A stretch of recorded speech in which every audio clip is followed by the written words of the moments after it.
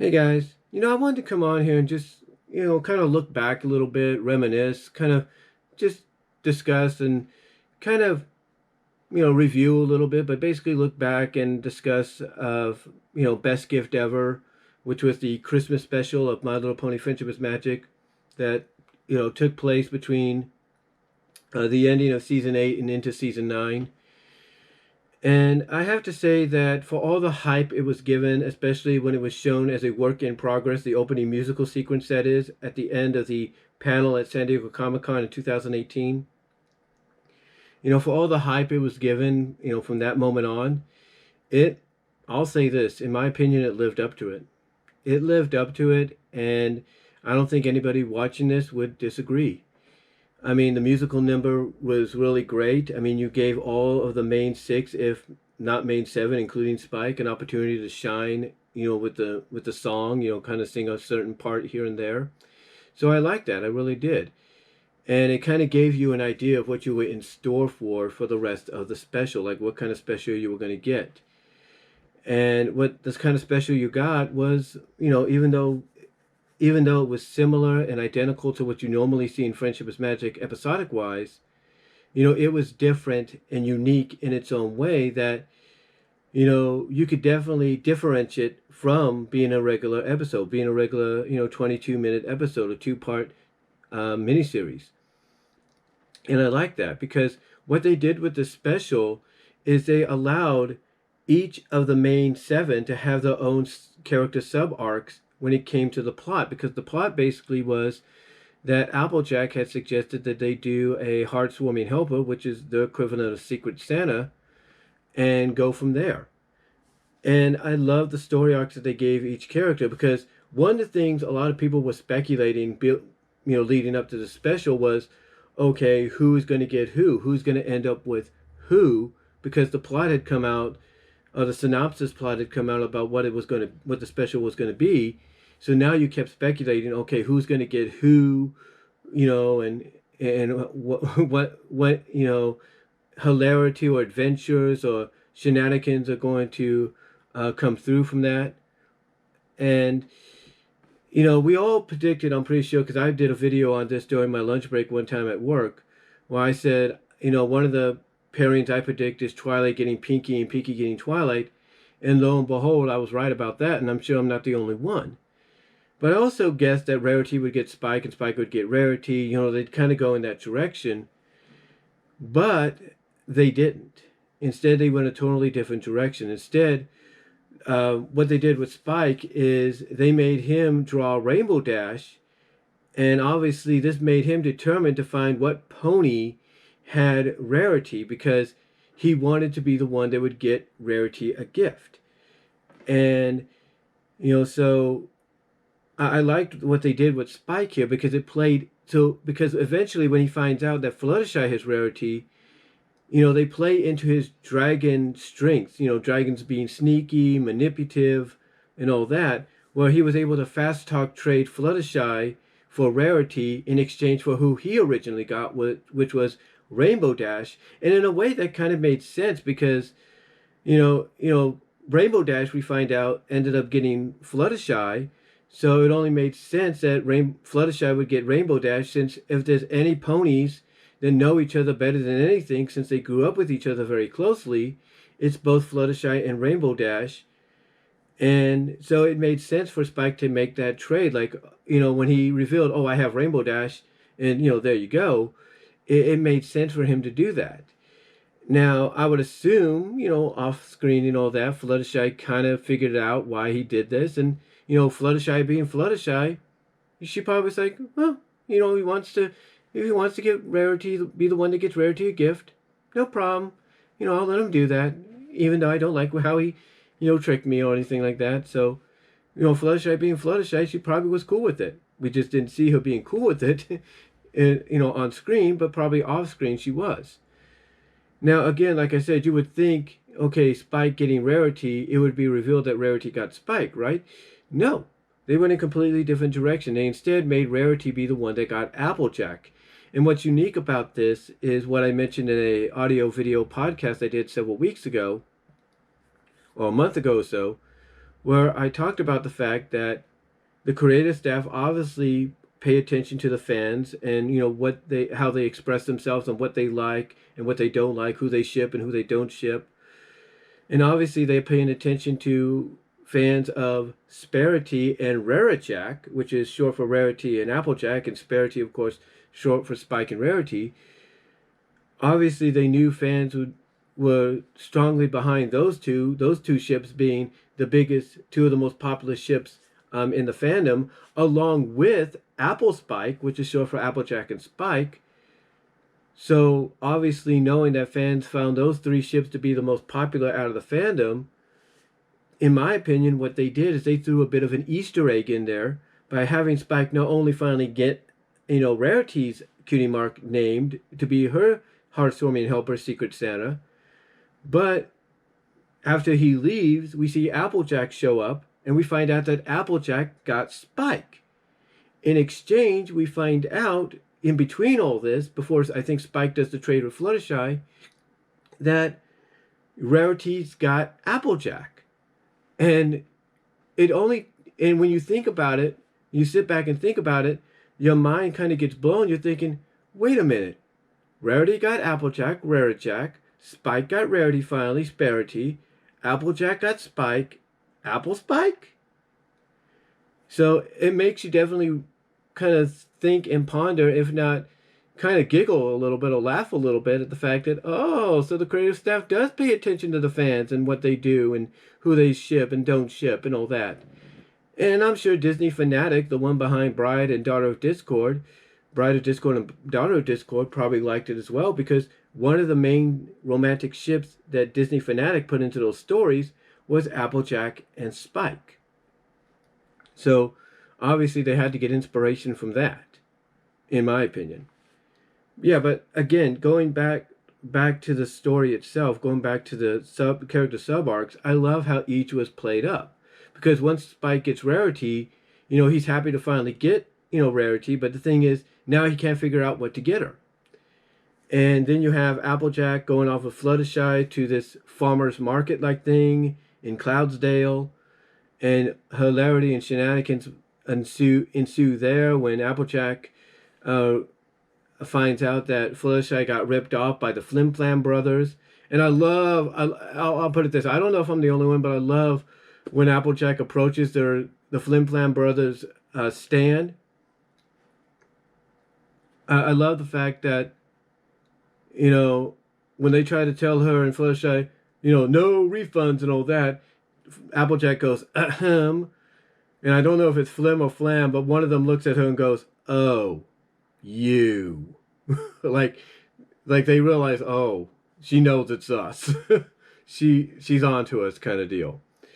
So again, hilarity and shenanigans ensue there to where they give the Flim Flam brothers the comeuppance and stuff. So it overall just some great character arcs that you had throughout. I mean, the fact that you had Rainbow Dash teaming up with Discord, because Discord basically wants to make sure Fluttershy gets a nice gift. And I like how Rainbow Dash is like, well, I think I know Fluttershy a lot longer than you.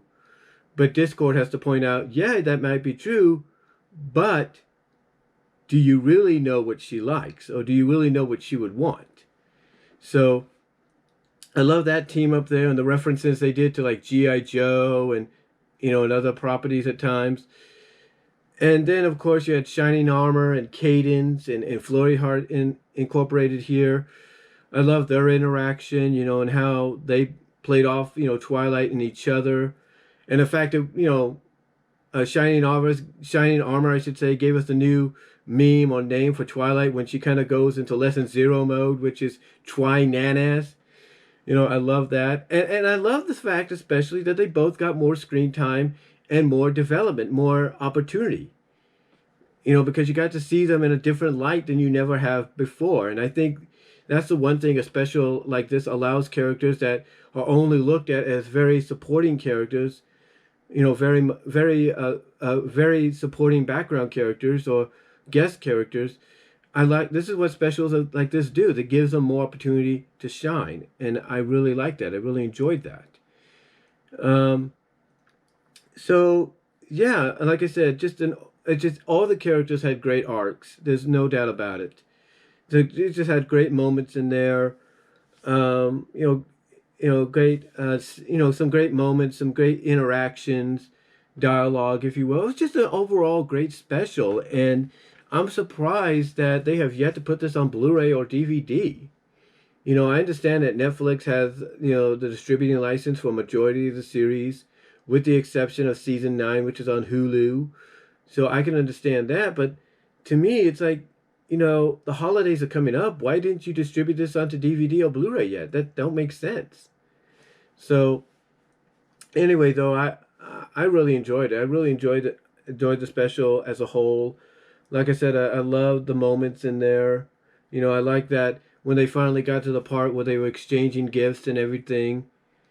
They all kind of had to apologize for kind of screwing up a little bit on the gifts and everything, and not having the gift be what they originally intended it to be, but then realizing that the one they intended it to be for was okay with what happened, because like with Applejack, she basically tells Rarity, when Rarity explains to her that the hat that she originally wanted to get for her was meant to be for another, it actually ended up going to another pony, that pistachio pony, who was a fan of Rarity's, very generous fan, if you will, creative fan. I loved Applejack's message, like, when she tells everybody, or tells Rarity, that when she got her hat from her dad, it's the hat that makes the pony. So I like that little message there. Um, Overall, again, it was just a great special, and it's a special that at this time of year, or at least going into it, that you can look back at and watch and enjoy and really have fun with it.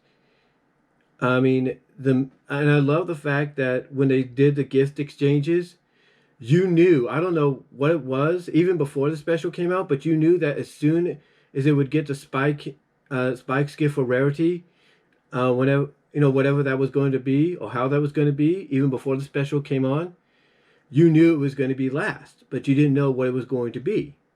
And the fact that it was a song, because originally he was going to buy her something, and then he was going to create and build for her a sparkling parasail umbrella, if you will. The fact that he just came up with a song at the last minute, which I looked at as being, from his portion of the song, or his version of the song being a love ballad. His was a love ballad to Rarity. And you could tell it was a love ballad because of, as I've mentioned before, Rarity's expression. How she puts a hoof over her heart, and then the stars, sparks in her eyes. And like I said recently in a video, that's something that you only see when romance is alluded to or acknowledged. And obviously, this was kind of the creative staff's way of saying, hey, we understand, we hear you about the Sparity deal, so we're going to give it to you, we're going to give you this moment, and maybe hint at the fact that there could be more to come in the coming future. So it was a nice moment, and I like the fact that, he begins the song, but the one that, continues it is Twilight. That's kind of, connecting the two together as family, as siblings, as they would be alluded to in the next season, or officially alluded to and made into the next season. So I like that Spike started the song, which was a love ballad version, or romance version, and I like how Twilight carried it later on, and that's what ended the special. And I love the montage. I love the montage when all the characters are singing in chorus towards the end, and you see Trix in the first characters you see in the montage are Trixie and Starlight. Then you see Pistachio and his family. You see the Flim Flam brothers. You see the Changelings. You see the Yaks. You see ponies leaving City Hall and Mayor raving to them. You see Celestia and Luna, and Celestia giving Luna a blanket as a gift to keep her warm at night while she's doing her job. So it's really cool. It was really nice to see that montage while the singing was going on. The reindeer, I will say, I like the design, even though a lot of people would say it was very pony-like. It was still, it still was distinct. It was still, the design was still done well enough to where it looked very pony-inspired, but you could tell that they were reindeers, and I enjoyed it. I really I enjoyed the reindeers themselves because they had the name of Aurora Borealis. So that was pretty cool, a pretty clever meme right there. Oh, not meme, but pretty clever take, I should say, on the Aurora Borealis, which is the Northern Lights, and that being the name of the deers, individually. But again, overall, looking back at this special 2 years later, I enjoyed it. I really did, and I know they're going to be replaying it. As we get into the Thanksgiving weekend in a couple of weeks, and I know they're going to be replaying it as we go into December. So if I'm any of you, and I haven't seen it yet, check it out. It's on Netflix if you have Netflix, and if you want to watch it as it actually was first originally aired, pay attention to your TV guides on your screens, whether you have Comcast, AT&T, Verizon, Direct, Dish, whatever, and pay attention to when it airs, and prepare to enjoy what I think is a very good special. A special that I think, even if you're not a fan of MLP, you can sit back and enjoy with yourself and your family. And it's something that I think honestly could, you know, could, put, could pass as a primetime special on the likes of CBS, NBC, or ABC, or even Fox. So, yeah, I think it has that potential if they wanted to do that. But overall, I just wanted to come on here and give you my thoughts overall, looking back, 2 years later on My Little Pony Friendship is Magic's Best Gift Ever Christmas special. Let me know what you guys think down below. Comment if you like. What were your thoughts on the special when you first saw it? Do you continuously watch it when you can during the holidays or whenever? Did you notice the little nod, if you will, to the three ships that I mentioned? The Apple Spike, Rarajack, and Sparity, when it was revealed that Applejack had Spike, and Spike finally got Rarity, and then Rarity revealed she has Applejack. What were your thoughts when you finally picked up on that scenario, or that Easter egg or nod, if you will? And overall, what did you think of the special, especially 2 years later? Let me know down below. Comment if you like. Love to hear from each and every one of you. And I'm out.